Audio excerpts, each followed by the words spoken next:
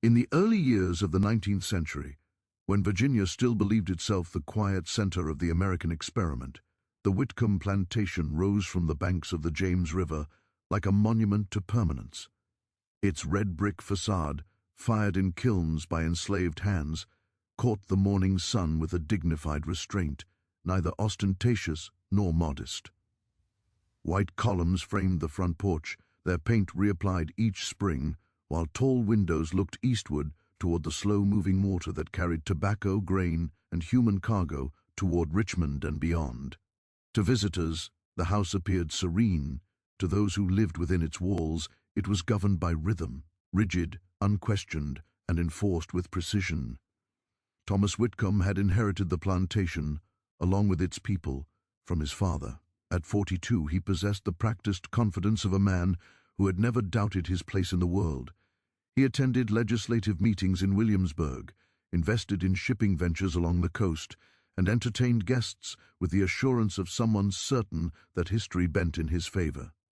He spoke often of reason, order, and Christian responsibility, and he expected those beneath him, enslaved and free alike, to reflect those values in their conduct. His wife, Eleanor Whitcomb, was 36 when the year 1805 began. She had arrived at the plantation as a bride nearly 15 years earlier, riding in a carriage that creaked beneath her trousseau and her expectations. Born Eleanor Ashcroft of Henrico County, she had been educated in reading, music, and the polite management of a household. Her marriage had been arranged not without affection, but with a clear understanding of duty. Love, she had been taught, grew from obedience and time. Over the years, Eleanor had become the quiet axis upon which the household turned. She rose before sunrise, reviewed the day's accounts with the overseer, supervised the kitchen, corrected the housemaids, and ensured that the table was set precisely as it should be. She did all of this with an even temper, praised by neighbors for her gentility and self-control. What few noticed, and fewer cared to ask, was the solitude that accompanied such order. Thomas Whitcomb traveled often. Trade required it, he said. Politics demanded presence. Opportunity favored the mobile. Weeks would pass without him, then months. His departures were brisk, his returns ceremonial. When he was gone, Eleanor slept alone in the large master bed, her side cold despite the Virginia summers. She did not complain. A Whitcomb wife was not expected to complain. The enslaved population of the plantation numbered just over 40. They worked the tobacco fields, the stables, the kitchens, the laundry, and the house itself. Each person was assigned a role and known by it. Names were used when convenient, ignored when not.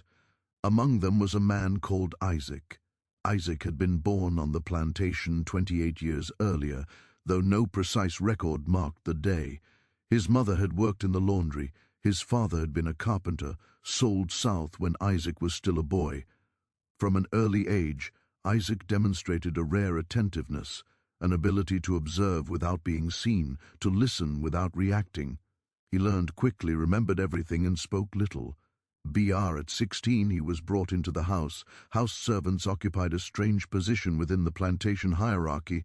They were spared the relentless labor of the fields, but subjected to a different kind of scrutiny. Every movement was watched, every mistake magnified. They were expected to anticipate needs before they were voiced, to exist as extensions of the household, rather than as people themselves. But Isaac adapted. He learned the creak of every stair, the timing of every bell. He memorized Thomas Whitcomb's habits, the way he removed his coat upon entering, the order in which he drank his evening spirits, the precise placement of his boots beside the bed. He learned Elian, Orr's routines as well, the hour she practiced the pianoforte, the books she favored, the way she paused by the window each afternoon to watch the river. Isaac was tall, broad-shouldered, and carried himself with a stillness that often unsettled visitors. His voice, when he spoke, was low and measured. Over time, people remarked, sometimes with amusement, sometimes with unease, that he bore a resemblance to the master of the house. "Stand him beside you," a neighbor once joked to Thomas, and a stranger might mistake one for the other in poor light. But Thomas laughed then, though his eyes lingered on Isaac longer than usual. It was during the winter of that year that things began to shift. Thomas returned from Richmond in late December, thinner than before and plagued by a cough that shook his frame. The household adjusted quickly. Fires were kept burning, meals were brought to the master's chamber, and Eleanor assumed her place at his bedside with the same efficiency she applied to all duties. She read aloud to him in the evenings, her voice steady even when his breathing faltered. Bar Isaac was assigned to assist. He fetched water, carried messages, and stood silently at the foot of the bed while the doctor examined Thomas with grave expressions. The doctor spoke of fevers, of exhaustion, of the dangers of overwork. Rest was prescribed. Quiet. Discretion. When Thomas rose from the bed, it was only to depart again. The announcement came suddenly. He would be traveling south, he said, to consult with associates. His illness required privacy. Eleanor was to manage the house in his absence. No visitors were to be received without approval. The order that followed was delivered not to Eleanor, but to Isaac. It was spoken quietly, behind a closed door, with no witnesses. The words themselves were brief, almost clinical. Isaac was instructed to attend the master's chamber at night when required. He was told to obey without question. He was reminded of the consequences of disobedience. Isaac did not respond. He did not need to. That evening, Eleanor dined alone. She noticed the absence of her husband's presence more keenly than usual, the empty chair, the untouched glass. She retired early, extinguishing the candles with a practiced hand. Outside, the river moved silently past the house, indifferent to its secrets. In the quarters, Isaac lay awake long after the others slept. He stared at the rough-hewn beams above him, his mind turning over the command he had been given. He understood only this: whatever awaited him would alter the shape of his life irrevocably. The house stood quiet, its windows dark. To the world beyond the James River, the Whitcomb plantation remained what it had always been, a symbol of stability, prosperity, and order. No one could yet see the fault line forming beneath its foundations. The morning after Thomas Whitcomb's departure arrived without ceremony. There was no final breakfast, no gathering at the portico to see him off. His horse and carriage had already gone before dawn, wheels muffled in the frost, heavy earth, the sound swallowed by distance and the river's slow breath. For Eleanor awoke to the quiet. She lay still for several moments, listening out of habit for her husband's movement beside her, the shift of weight, the clearing of his throat, the faint rustle of linen. There was nothing. The space beside her was cold, untouched, as though it had never been occupied at all. She told herself she had known this would be so. She had known when he spoke of travel, when he spoke of privacy, when he avoided her eyes. Still, knowing and feeling were not the same. She rose, rang for the maid, and began the day as she always did. Below stairs, the house responded to her presence with practiced efficiency. Breakfast was prepared. The overseer waited for instruction. The accounts were brought. Eleanor moved through the rooms like a conductor guiding a well-rehearsed orchestra, her voice calm, her manner precise. If anyone noticed the slight stiffness in her movements, the way her hands lingered at door frames as though grounding herself, they did not remark upon it. Isaac observed from a distance. He had slept little. When morning came, it felt unreal, as though the night had not truly ended, but merely retreated into shadow. He carried out his duties with the same care he always did, fetching water, polishing silver, standing silently when addressed. No one spoke to him of the command he had received. No one acknowledged it. Yet everything had changed. The house itself seemed altered to him now. The corridors narrower, the ceilings lower. Every sound, a footstep, a door closing, carried weight. He avoided Eleanor's eyes, not out of disrespect, but out of something closer to fear. He did not know what the day would bring. He only knew what the night demanded. By afternoon, winter lights slanted low across the plantation. Eleanor stood by the parlor window, watching the James River slip past the bare trees lining its banks. She had always found comfort in its constancy. The river moved whether one willed it or not, carrying away what could not be held. She rang for Isaac. He entered at once, head bowed. "Have the doctor's instructions been followed?" she asked. "Yes, ma'am. And the master's chamber, but prepared as you requested." But she hesitated, fingers tightening slightly around the edge of the window frame. "You may go," she said at last. Isaac withdrew, heart pounding. As evening fell, the house grew quiet. Supper was a subdued affair. Eleanor ate little, distracted by thoughts she refused to fully examine. She told herself that Thomas's illness explained his absence, his silence. She told herself that a marriage required endurance. She told herself many things, but when she retired for the night, she extinguished the candles herself. She did not summon a maid. The darkness felt deliberate, chosen.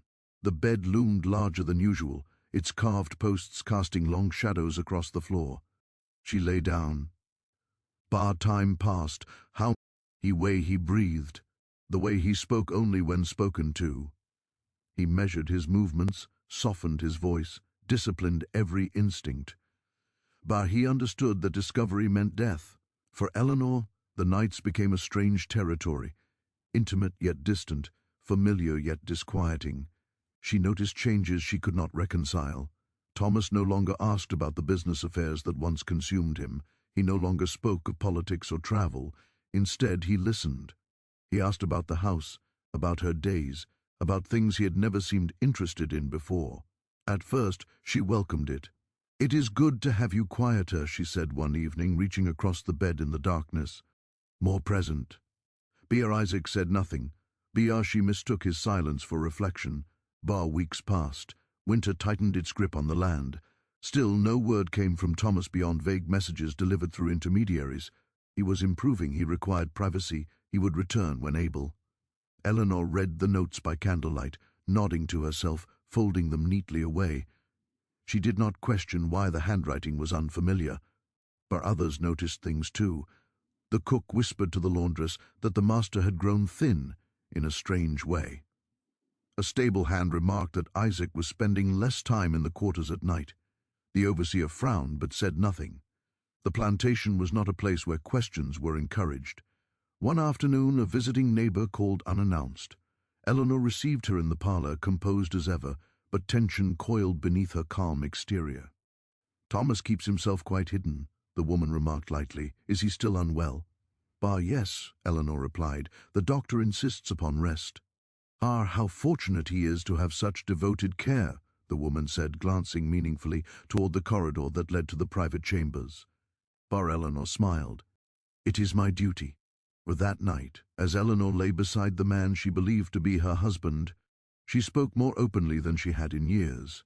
She spoke of loneliness, of expectations placed upon her since girlhood, of the strange emptiness that accompanied success. She spoke into the darkness, assuming understanding. Isaac listened. Her words unsettled him more than silence ever could. They humanized her in ways he had not allowed himself to consider. They blurred boundaries he depended upon to survive. He reminded himself again and again that this was not choice. The truth waited, patient and inevitable, for the moment when darkness would no longer be enough. Spring did not arrive all at once. It crept into Virginia hesitantly, as though uncertain of its welcome. The frost retreated in patches, leaving the ground soft and treacherous beneath foot. Buds appeared on the trees along the James River, fragile and pale, easily destroyed by a late chill. The plantation responded as it always did, planting, repairing, preparing, its routines unbroken by the quiet catastrophe unfolding within the walls of the Whitcomb house.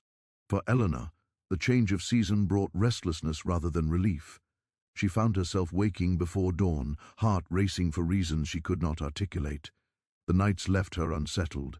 Though she slept beside the man she believed to be her husband, a subtle dissonance followed her into daylight, lingering like a half-remembered dream. She dismissed it as strain.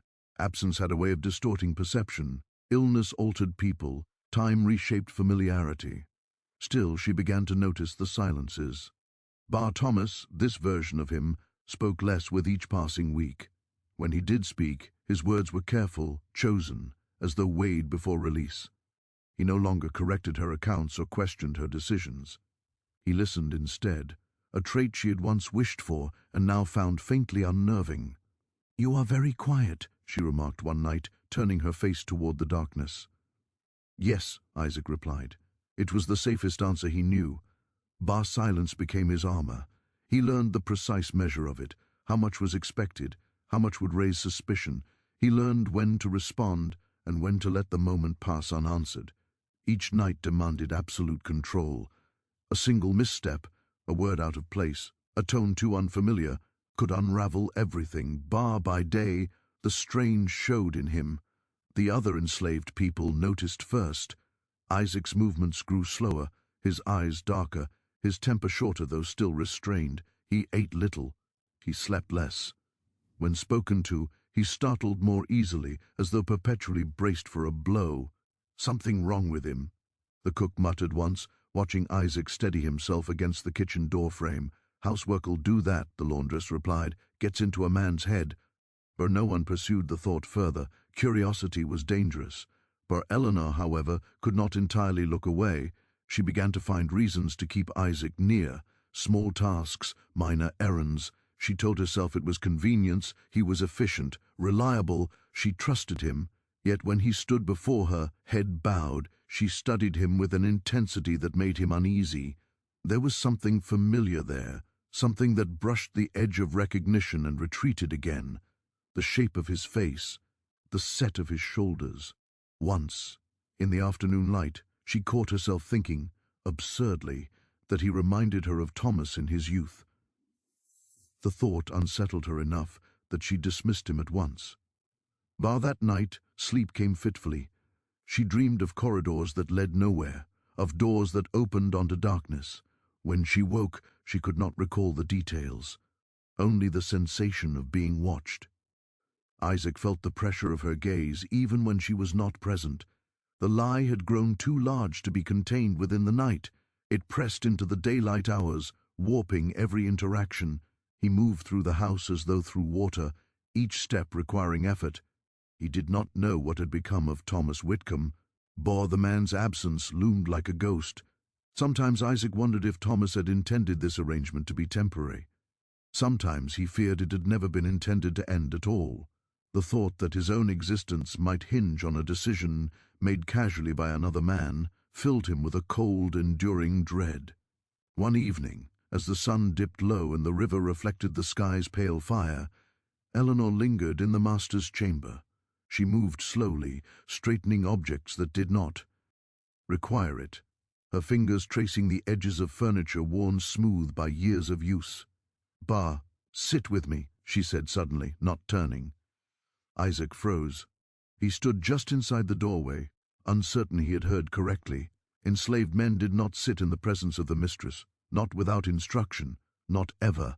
"Sit," she repeated, softer this time. For he obeyed, lowering himself onto the chair near the window, perching on its edge. The light slanted across his face, revealing lines of fatigue he had not realized were visible. "You look very tired," Eleanor said. "Yes, ma'am," Bershie sighed. "We all are, I suppose." But the silence that followed was different from the others, heavy, expectant. Eleanor folded her hands in her lap, studying them as though they might offer guidance. "Thomas has been changed," she said at last. Isaac said nothing. "I do not mean unkindly," she continued. "Illness does that to a person. Still, I sometimes feel as though I am speaking to a stranger." But the words struck him with unexpected force. He clenched his jaw, willing himself to remain still. "You have served this house a long time," she went on. "You knew him well." Isaac swallowed. "Yes, ma'am." Do you think I am mistaken?" He hesitated only a moment too long. "I do not know, ma'am." She nodded slowly, as though she had expected no more than that. "No," she said. "Of course you would not." She dismissed him soon after, but the exchange haunted him. The boundary he had relied upon, the assumption that she would never look closely, was thinning. Recognition did not arrive all at once. It gathered quietly in the mind, waiting for the right moment to take shape. That night, Eleanor lay awake long after the candles were extinguished. When the door opened and the familiar weight joined her in the bed, she did not speak at once. She listened. The breathing beside her was measured, controlled. She had begun to notice that this Thomas, never slept deeply. He remained too aware, too contained. Once she shifted abruptly and felt him startle. "Are you well?" she asked. "Yes." The answer came quickly, too quickly. Barshi turned onto her side, facing him, though she could not see his face. "You do not rest," she said. "Even now." "I rest," he replied. She considered that. "You used to dream," she said quietly. "You would speak sometimes. Do you remember?" There was a pause. "I do not dream," Isaac said. Eleanor frowned in the darkness. "Everyone dreams." "Not always," he answered. The silence that followed stretched longer than any before it. Eleanor felt a chill she could not explain. She told herself it was foolishness, the product of imagination untethered by certainty. Yet the night no longer felt like refuge. It felt like a test. In the weeks that followed, Eleanor's unease grew. She found herself observing details she had once overlooked: the shape of the man's hands in the morning light, the way he avoided her gaze, the faint scars she did not remember. She questioned servants more closely, noting inconsistencies in their answers. The household sensed the shift. Whispers spread. The overseer grew watchful. The servants moved with heightened caution, as though anticipating a storm they could not see. Isaac lived in a state of constant vigilance. Each day felt borrowed. Each night felt like a narrowing corridor. He understood now that silence alone would not save him. The lie required maintenance. It required adaptation. Yet there were moments, dangerous moments, when Eleanor's loneliness pressed against him with unexpected force, when she spoke of her youth, of the future she had imagined, of the weight of expectation. He felt something stir within him that frightened him more than discovery. He reminded himself that whatever passed between them was not chosen, that he was not free, that any tenderness was built upon coercion and fear. Still, the human mind did not always obey reason. One night, as dawn approached, Eleanor spoke his name in her sleep. "Thomas," she murmured. Isaac lay still, staring into the darkness, knowing that the name no longer belonged to the man who bore it in this bed, knowing that the longer the lie endured, the more fragile it became. Outside, the river moved on, indifferent to truth or deception. Spring settled fully over the land, bringing growth, renewal, and the quiet promise of exposure. The first night of silence had become many. And silence, Isaac was learning, could be as dangerous as speech. Time did not announce itself as it passed. It settled into the house gradually, like dust on unused furniture, unnoticed until its accumulation became impossible to ignore.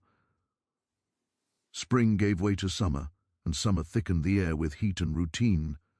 The plantation moved according to the calendar it had always known: planting, tending, harvesting, its cycles indifferent to the unnatural rhythm unfolding within the Whitcomb house. To the outside world, nothing appeared amiss.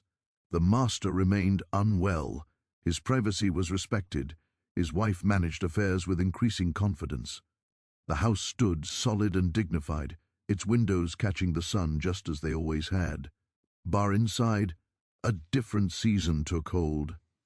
The nights ceased to feel like singular events and became instead a continuation, one blending into the next until they lost their edges. What had once been unthinkable became expected.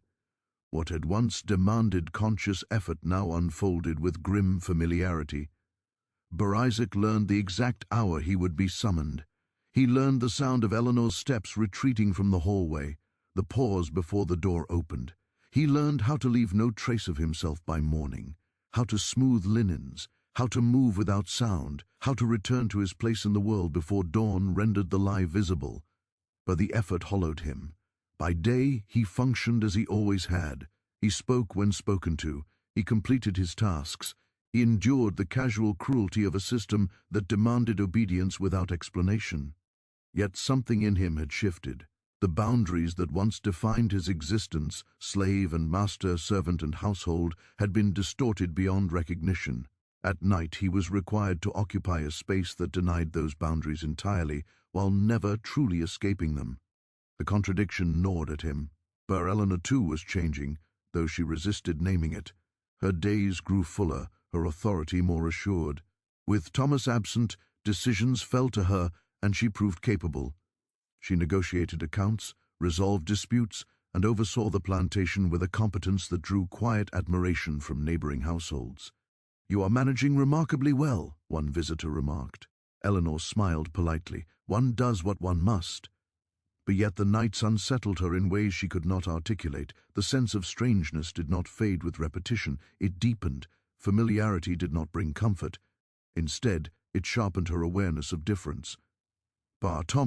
This Thomas, no longer felt like a man recovering from illness.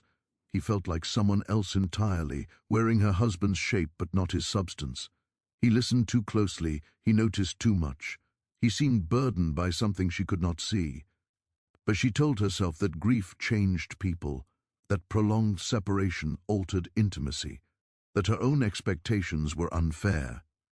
Still, she began to mark the passage of time differently, not by letters received or seasons changed, but by the accumulation of small discrepancies, a gesture out of place, a hesitation where none had existed before, the absence of shared memory. Once, she mentioned a trip they had taken early in their marriage, a visit to her aunt's estate near Fredericksburg. "You remember," she said lightly, "the summer the heat broke the horses?" There was a pause beside her in the darkness. "Yes," Isaac said carefully. "What do you remember of it?" she asked. He chose his words with precision. "That it was hot," he said, "and unpleasant." But Eleanor laughed softly. "That is true," she said. "But do you not remember the orchard or the riverbank?" "I remember little," he replied. She lay awake long after, troubled by the emptiness of the answer. As months stretched into years, Thomas Whitcomb's absence hardened into fact. The excuses offered for it grew thinner, yet remained largely unquestioned. Men of his standing were permitted eccentricities. Privacy was a privilege. Silence could be purchased with reputation and wealth. Letters arrived sporadically, each brief and impersonal. Eleanor read them carefully, noting the unfamiliar hand, the lack of detail. She folded them away with increasing unease, yet did not challenge them. To do so would be to invite scrutiny, not only of Thomas, but of herself. The lie, she understood instinctively now, protected more than one person. Isaac felt the years pass in his body.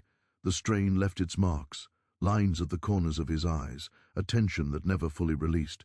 Sleep came in fragments. He lived in a state of constant alertness, his mind rehearsing contingencies that never came to pass yet could not be dismissed. Sometimes, in moments of exhaustion, he wondered if this was what freedom felt like to those who had never known it. A life dictated by obligation, sustained by silence, defined by roles that could not be refused. The thought bitterly amused him. By the third year, Eleanor's manner toward him had softened in ways that unsettled him deeply. She spoke to him more frequently, more personally. She asked his opinion on matters of the household, sought his presence in moments of uncertainty. "You have a steady way about you," she said once. "It is reassuring." Did not know how to receive such words. Praise had always been conditional, dangerous. It could turn without warning into resentment or suspicion. He accepted it with the same restraint he applied to everything else. "Yes, ma'am," he said. At night, Eleanor began to confide in him, truly confide, not merely speak into darkness. She spoke of the weight of expectation, of the loneliness that accompanied respectability. She spoke of feeling unseen, unheard, even within her marriage. "You listen," she said once. "You never did before." Isaac closed his eyes. He knew she meant Thomas. He knew she did not. The distinction mattered less with each passing year. He told himself again and again that whatever comfort she took from his presence was built on a falsehood, that it was not affection freely given, but solace extracted under threat, that to accept it was to betray himself. Yet the human heart, denied agency, still sought meaning. The plantation aged around them. Children were born and sold, trees were felled and replanted. The house absorbed its secrets, holding them behind walls that had witnessed far worse. By the 5th year, the danger shifted. What had once threatened exposure through a single misstep now risked discovery through duration. Too much time had passed, too many patterns established. The absence of Thomas Whitcomb could no longer be explained by illness alone. Neighbors asked questions more pointedly. Business associates requested meetings. Eleanor deflected with practiced grace, but each deflection cost her more effort. "You should show yourself," one man remarked during a visit. "Let people see you are well." But Eleanor smiled tightly. "My husband's health is not a spectacle." But still the pressure mounted. Isaac sensed it in the tightening of Eleanor's voice, in the way her hand lingered on the banister when she thought herself unobserved. He sensed it in the overseer's watchful eyes, in the murmurs that drifted through the quarters. The lie had become communal, though few knew its shape. At night, the atmosphere between them shifted again, not toward intimacy, but toward something heavier. A shared awareness of risk, of impending reckoning. They spoke less. Silence reclaimed its place thick and charged. One evening, Eleanor broke it. "How long," she asked quietly, "do you think this can continue?" Isaac's breath caught. He did not answer at once. "I do not know," he said finally. She nodded as though she had expected no certainty. "Neither do I." She turned away from him then, her back rigid. He lay awake beside her, staring into darkness that felt less like concealment and more like a narrowing enclosure.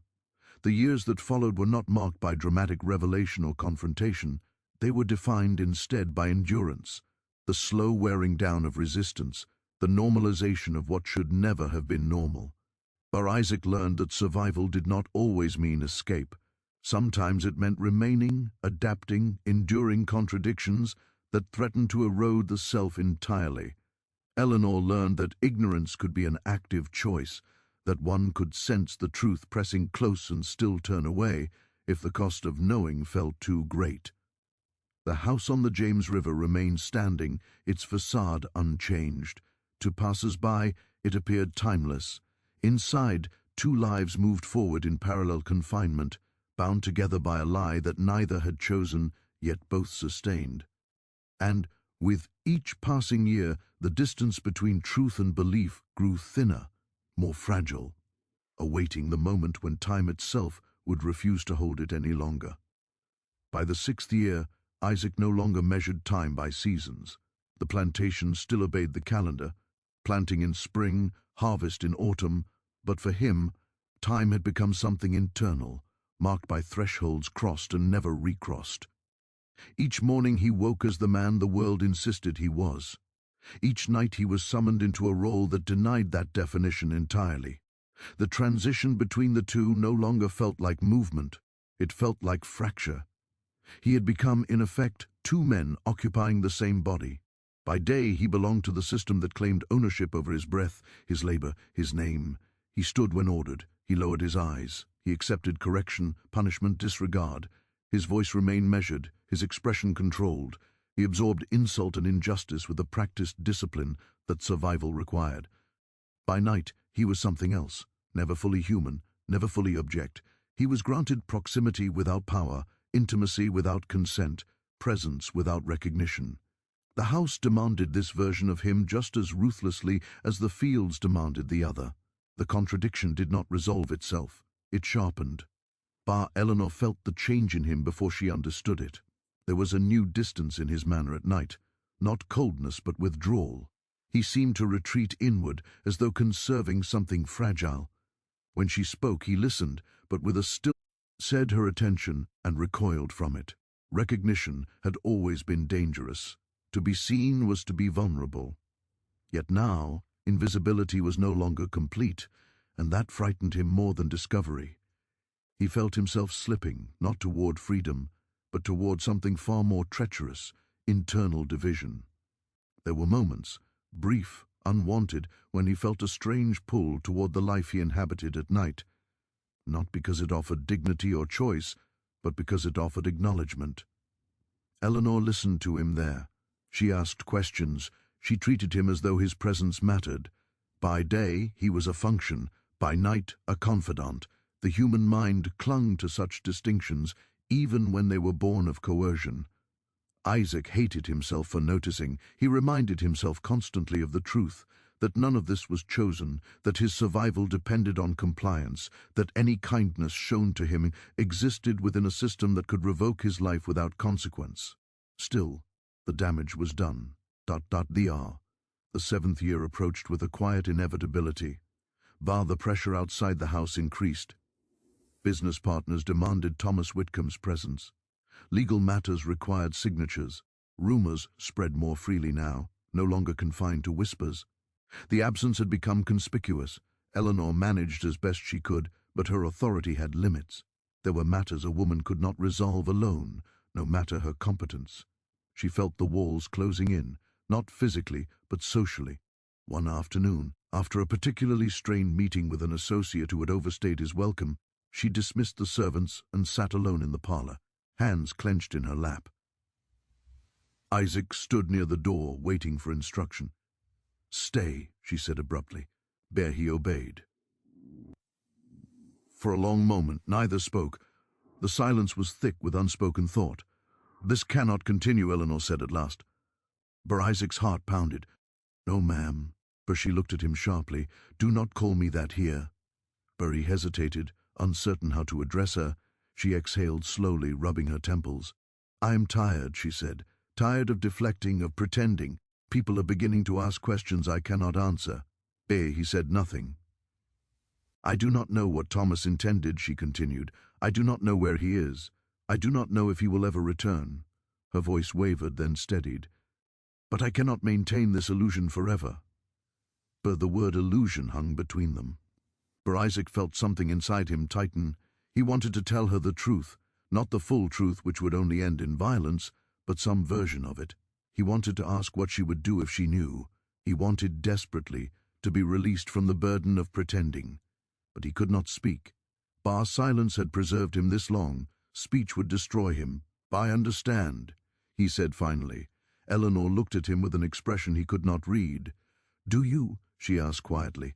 That night the space between them felt charged in a new way, not with intimacy, but with impending rupture. Eleanor lay awake, staring into darkness that no longer felt protective. She began, at last, to admit what she had long avoided, that something was profoundly wrong. The man beside her did not behave like a man who had shared her life for 15 years. He did not recall their past. He did not move through the world as Thomas Whitcomb once had. And the longer she refused to examine that truth, the more complicit she became in whatever deception sustained it. The realization filled her with dread, not only of scandal, but of moral reckoning. What did it mean, she wondered, to accept comfort without understanding its source? What did it mean to benefit from silence when silence concealed harm? But the questions followed her relentlessly. Isaac, meanwhile, found himself unraveling. But the division within him had grown too wide to ignore. By day he endured the humiliations of enslavement with increasing difficulty. The obedience that had once been automatic now felt corrosive. Orders grated against him. Insults cut deeper.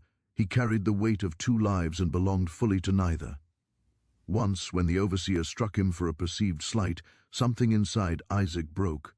Not outwardly. He did not resist, did not speak, but inwardly, irrevocably.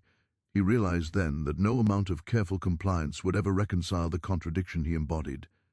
He was enslaved by law and by force, yet he was entrusted with a role that presumed equality, partnership, presence. The system demanded he be both less than a man and a substitute for one. The impossibility of it threatened to erase him. At night, Eleanor noticed the marks of violence on him more clearly now. Bruises, cuts, signs of labor that did not align with the life she associated, however falsely, with the man beside her. "Who did this?" she asked once, reaching out before she could stop herself. He flinched. "I fell," he said. She withdrew her hand, shaken. "That is not true." He said nothing. The silence between them had shifted again. It was no longer merely protective, it had become accusatory. Eleanor began to understand that ignorance was no longer neutral. Each night she chose not to look closely, not to ask directly. She participated in something she could no longer justify. Yet the cost of knowing remained terrifying. To acknowledge the truth would be to confront the foundations of her world, her marriage, her status, her moral certainty. It would force her to see herself not merely as deceived, but as someone who had benefited from deception. Isaac sensed her internal struggle and feared its outcome. Awareness did not guarantee mercy. Recognition could just as easily lead to annihilation. He lived now in constant anticipation, not of exposure but of decision. Someone, somewhere, would eventually choose an ending, and he would have no say in it. The man he was by day grew resentful. The man he was by night grew exhausted. The space between them stretched thin, threatening collapse. By the end of the 6th year, both Eleanor and Isaac understood, though neither said it aloud, that the arrangement had reached a breaking point. The lie that had sustained them now demanded resolution. Whether that resolution would take the form of confession, escape, or erasure remained uncertain. What was certain was this: the man Isaac had been before the first night of silence no longer existed, and the man he had become was still searching for survival, for coherence, for some fragment of self that the years had not entirely consumed. By the time the 7th year began, the lie no longer felt like something that concealed truth. It felt like something that replaced it. The Whitcomb house had adjusted to an absence so complete that it had become a presence in its own right. Thomas Whitcomb was spoken of less and less, not because he was forgotten, but because he had become abstract, an idea rather than a man. His authority lingered in ledgers, in letters bearing his name, in the habits of obedience that remained long after the source had vanished. Eleanor maintained the illusion with a composure that surprised even herself. She answered inquiries with practiced calm. She signed what she could. She delayed what she could not. Yet beneath the surface of competence, tension mounted, tightening her movements, sharpening her temper. Sleep eluded her now. She lay awake long after the man beside her settled into stillness, listening to the sounds of the house, the settling of beams, the distant calls of night insects, the muted breath beside her. The darkness no longer felt neutral. It pressed in on her, heavy with unasked questions. She had begun to notice details she could no longer ignore. The man beside her bore scars Thomas Whitcomb had never possessed. Not the small, incidental marks of childhood or accident, but the deep, uneven scars of punishment. She noticed them once, accidentally, when dawn arrived earlier than expected and light spilled. Across his shoulder, her breath caught. He noticed her stillness at once. What is it?" he asked. Nothing," she said too quickly. But it was not nothing. The image stayed with her throughout the day, intruding upon her thoughts as she moved through the house. She recalled other moments, how he flinched at raised voices, how his posture changed around the overseer, how he avoided the company of white men unless absolutely required. None of it aligned with the man she had married. The realization did not arrive as a single revelation.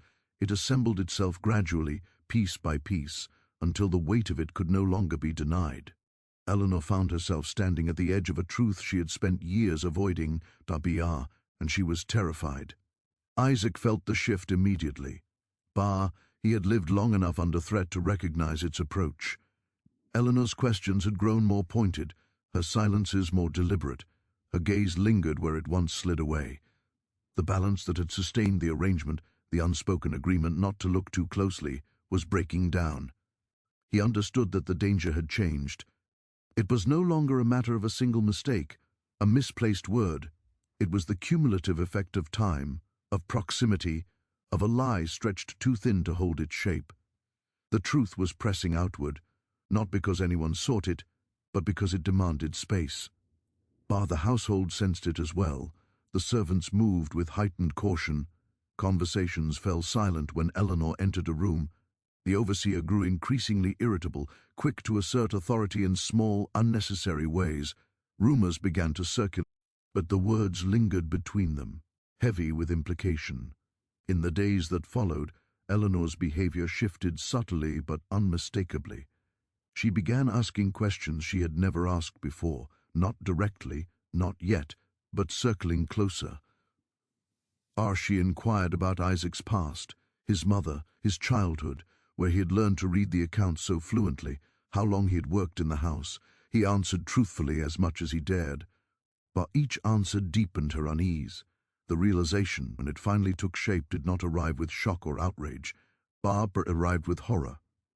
One morning, Eleanor stood in the master's chamber, holding a letter that had arrived from a distant associate of Thomas Whitcomb's. The letter spoke of Thomas in the past tense, not explicitly but unmistakably. It referenced debts settled, arrangements concluded, an unfortunate finality. Her hands trembled. She read the letter again, then again, her mind racing to reconcile its implications with the life she had been living. Thomas had not been traveling, he had not been recovering, he had been gone in a way that made return impossible. The man beside her at night was not her husband, but the truth pressed in on her from all sides, undeniable now. Memory rearranged itself under the weight of it, every inconsistency snapping into alignment. The silences, the scars, the listening, the fear.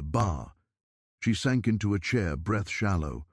The realization brought with it a cascade of others, about power, about consent, about her own role in sustaining the deception. She felt sick. Isaac found her there hours later, still seated, the letter clutched in her hand. She looked up when he entered. For the first time in 7 years she truly saw him, not as a substitute, not as an extension of her husband, not as a comforting presence in the dark. She saw him as a man bound by force, trapped in a role he had not chosen, bearing the weight of a secret that could destroy him. Her voice shook when she spoke his name. Isaac. He froze.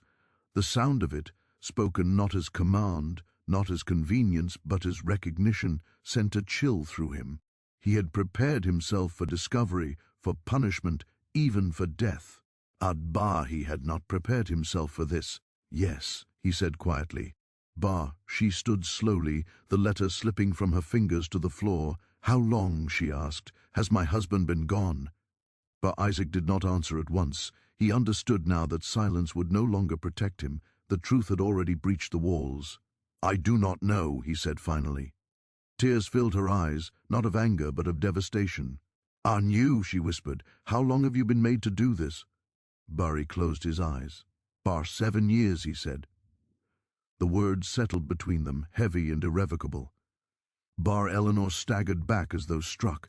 She pressed a hand to her mouth, horror dawning fully at last, not only at the deception but at her own unwitting participation in it. I did not know, she said. I swear to you, I did not know. Isaac believed her. That somehow made everything worse. Outside, the house remained quiet. The plantation continued its work. The river moved on, unchanged. Inside the chamber, 2 lives stood at the edge of reckoning, one stripped of illusion, the other stripped of concealment. The cracks had finally given way, and whatever came next would not be shaped by silence alone. The room did not change when the truth was spoken. The light fell as it always had through the tall windows. The furniture remained where it had stood for decades. Outside, the plantation continued its quiet labor, unaware that the world inside the house had fractured beyond repair. Eleanor stood motionless, her gaze fixed on Isaac, as though looking away might cause him to vanish, or the truth to retreat back into darkness. Her hands trembled, though she did not know when that had begun. The letter lay on the floor between them, its presence now irrelevant. It had only confirmed what her body already understood. Atas, even years. A number echoed in her mind, absurd in its enormity. 7 years of nights, shaped by assumption. 7 years of silence mistaken for familiarity. 7 years of a lie she had lived inside without knowing its shape. I thought, her voice broke, and she stopped, drawing a breath. I thought I was preserving my dignity, my marriage, my household. Isaac did not move. He stood where he had been when she spoke his name, hands at his sides, posture disciplined by years of survival. I did not know, she repeated, as though saying it often enough might absolve her. I believe you, he said quietly. The words unsettled her more than accusation would have. She had expected anger, resentment, even hatred. What she found instead was restraint, an emotional economy honed by necessity. She pressed a hand to her chest, her breath shallow. Why didn't you tell me? He met her gaze for the first time since entering the room. His eyes were steady, but there was something raw beneath the surface. Because I was not allowed, he said, and because telling you would not have saved me. But the truth of it landed heavily. Eleanor had lived her entire life within structures that promised protection. Marriage, wealth, reputation. She had believed, without ever examining the belief, that truth was a refuge. But she saw now how conditional that refuge was. "What will happen to you?" she asked, the question slipping out before she could stop it. But Isaac hesitated. The future had always been an abstraction to him, something shaped by others' decisions, not his own. Now it loomed with terrifying immediacy. "I do not know," he said. Eleanor turned away, pacing the length of the room. Her thoughts raced, colliding and reforming. Every possible outcome carried devastation in its wake. If she spoke, if she revealed the truth, Isaac would be killed. Of that, she had no doubt. The law would demand it. Society would justify it. Her own reputation might survive with careful framing, but his life would not. If she remained silent, she would continue to benefit from a crime she now understood fully. She would preserve her position at the cost of his freedom, his safety, his humanity. Neither option resembled justice. She stopped before the window, staring out at the river. It moved as it always had, indifferent to the moral crisis unfolding within view of its banks. "This cannot remain as it is," she said finally. "No," Isaac agreed. But the simplicity of his response struck her. He had known this moment would come. He had lived in its shadow for years. She, by contrast, had been spared that burden, until now. "What did Thomas intend?" she asked. "When he left, did he tell you?" Isaac shook his head. "Only what I was to do, not why." She nodded slowly. The absence of motive felt almost unbearable. To imagine that her husband had orchestrated this arrangement without explanation, without regard for consequence, filled her with a cold, clarifying anger. "He used us both," she said. Isaac said nothing. He had learned long ago that acknowledgement did not equate to accountability. The hours that followed passed in a blur. Eleanor dismissed the servants for the day under the pretense of illness. She locked the doors. She moved through the house as though navigating unfamiliar terrain, each room heavy with memory now reframed. Isaac remained where she asked him to remain. He did not trust movement. He did not trust permission. Every instinct urged him to flee, yet he knew escape without plan was another kind of death. As evening approached, Eleanor returned to the chamber. She carried a tray, bread, water, a small portion of meat. She set it down between them with hands that still shook. "You should eat," she said. He regarded the food warily. Acts of care had always come with expectation attached. "Thank you," he said, though he did not reach for it at once. She sat opposite him, folding her hands in her lap. "I need you to understand something," she said. "Whatever happens next, I will not allow you to be harmed." Isaac looked at her then, really looked at her, and saw the resolve beneath her fear. "You cannot promise that," he said gently. She flinched. "I can try." But the distinction mattered. That night they did not share the bed. Eleanor insisted on it, not out of revulsion, but out of recognition.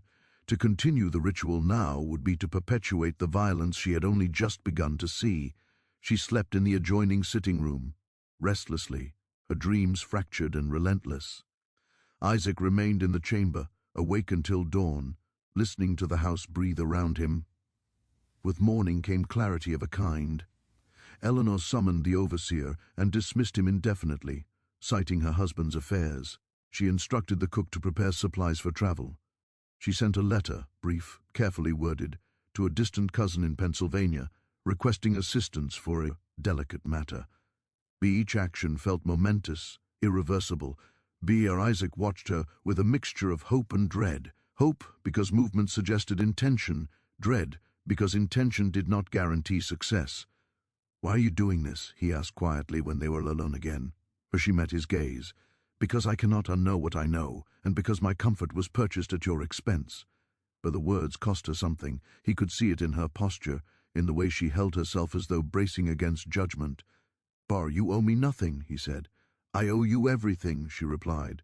The days that followed were tense, charged with the risk of discovery. Eleanor maintained the household with rigid control, limiting access, restricting visitors. Rumors continued to swirl beyond the plantation, but none breached its gates.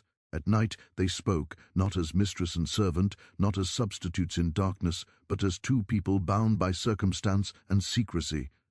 Isaac told her of his mother, of the day his father had been sold, of the years he had learned to survive by observation rather than resistance. He spoke without embellishment, his voice steady even as the memories weighed on him. Eleanor listened, her understanding reshaping itself with each word. She began to see the plantation not as an inheritance, but as a mechanism, one that had ground lives down into silence while preserving the illusion of order. "I thought myself a good woman," she said once quietly. "I believed kindness was enough." He did not contradict her. Kindness, he had learned, was not the same as justice. As plans took shape, tentative, dangerous, Eleanor felt the full weight of what she was preparing to relinquish.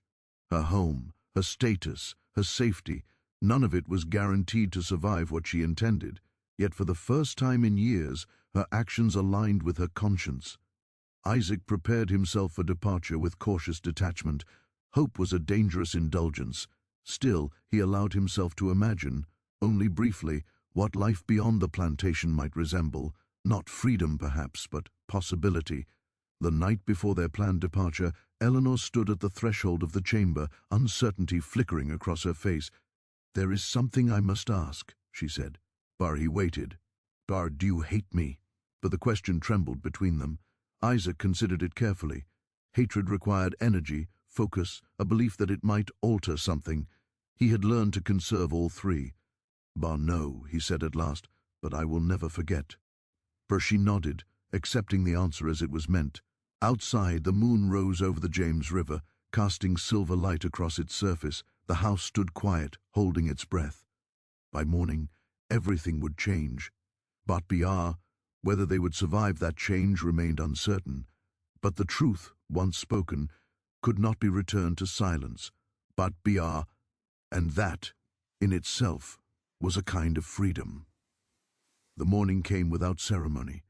No bells rang, no voices rose in alarm. The Whitcomb plantation woke as it always had, its rhythms unbroken by the quiet decision taking shape within the house.